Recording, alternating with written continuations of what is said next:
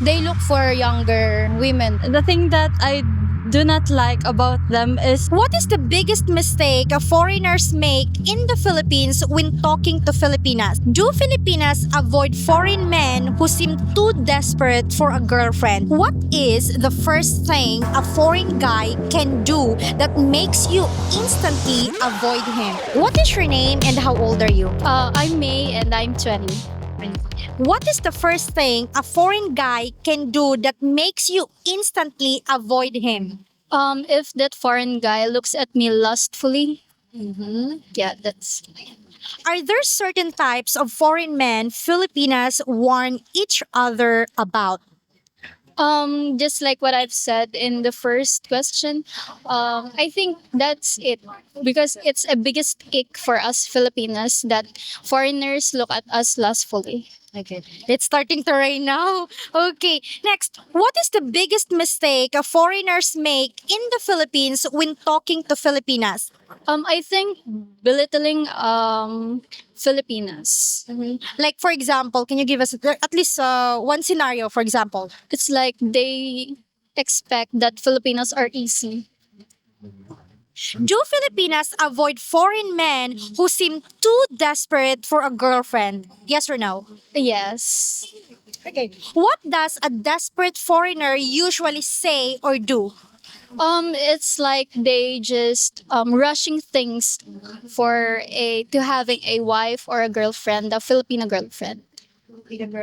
Okay. You know, we saw from the comment section.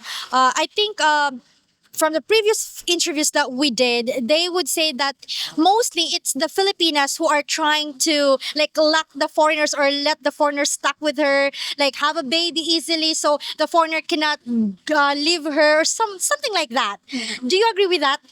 I think some of it, but some are like on the foreigners on behalf. Like they will do everything to keep the foreigner.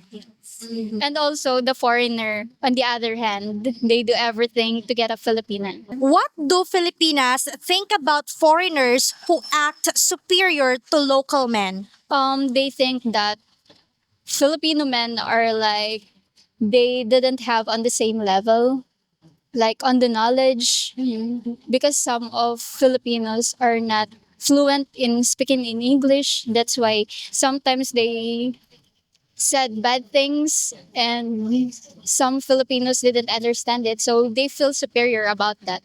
So, what's your thought, or let's say the majority of Filipinos, what's their thought about it when the foreigner feel like they're superior than the local guys here?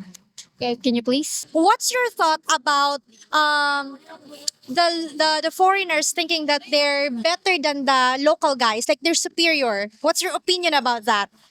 I think they are wrong because some Filipinos are knowledgeable. Sometimes they are knowledgeable than the foreigners. That's it. Okay. Well, anyway, thank you so much. We really appreciate your honesty and your time. But you're still in college, right? You're 20 years old. What are you studying? I am a marketing management student. Second year? Yes. 20 years or second year. Are you single or do you have a boyfriend? I'm single. How long have you been single? 7 months. What is your name and how old are you? hello po, I am Pau. And I am 22 years old. Pao, what is the first thing a foreign guy can do that makes you instantly avoid him? Back then po kasi I've tried online sites like when I'm trying to have a conversation with a foreigner, yeah, guy. They I the thing that I do not like about them is they try to force me to send nude pics like that. Yeah. Do Filipinas avoid foreign men who seem too desperate for a girlfriend? I don't think so po kasi yung kapwa ano ko din po Pilipinas po, they they are desperate to find foreign boyfriend or magiging asawa nila para ng parang ano po sila yung mga Ang habol lang po nila is yung yaman nila. So she said that her fellow Filipinas, they are actually too desperate to have a foreign boyfriend or foreign partner because they're after their money, their wealth. That's what she said. Most of the women here po. Most of the women. So Filipinas, they're not gonna avoid a foreigner who is too desperate to have a girlfriend because Filipinas are actually the ones who are too desperate to have a foreign partner. Yes. What do Filipinas think about foreigners who act superior to local men? I think po Filipinas, they tend to I think themselves po. Once ganun na po. So Filipinas tend to distance to foreigners who think that they're better than the local men. Yes po. Okay. I have last question, babe, because you mentioned earlier that before you tried dating apps, right? Am I right? Dating apps. Okay. And then you met these foreigners who are like perverts asking you to send nude pictures. Do you think a lot of foreigners are like that? No po. Siguro po nasasaktuhan ko lang. Ganun. Okay, she said that maybe it's just her luck. Like, she's how do you say that? Like, yeah, it's just her luck that she met those kind of foreigners. But that's good that you still believe that there's still good foreigners out there.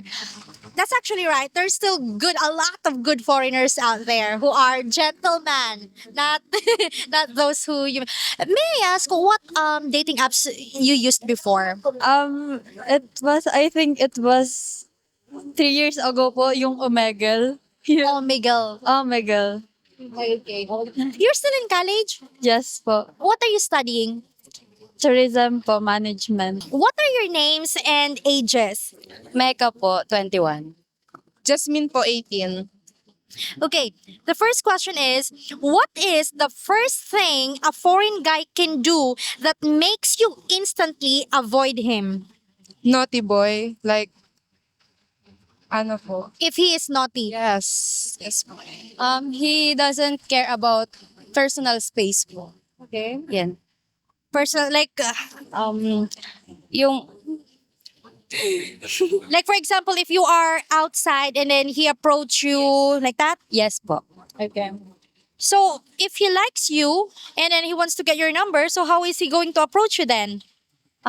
First he said hi or something that respect the girl na he needs to approach po. A kind approach. Are there certain types of foreign men Filipinas warn each other about? Yes or no? Yes. No. Okay. So since you said yes, babe, what do your friends say about those guys? Like, ano po, na, not all foreigner po, na minsan po kasi, It's okay, don't worry. Iling alam, may face lang sana yan. Okay, some foreigners who yan, naughty sa girl po na Filipina. okay, some foreigners who are naughty toward Filipinas. Yes. Okay. Can you give us an example like how naughty or what do you mean by naughty? Not all po kasi, yung iba po kasi, di ba, yung send like, mga, po ng, babae, yung, Send like private private parts of the nude photos. yes. Okay. So those are like naughty foreigners asking for nude photos. Do Filipinas avoid foreign men who seem too desperate for a girlfriend? Yes or no? Yes. Yes. Yes. Okay. So since yes, what does a desperate foreigner usually say or do? For example, they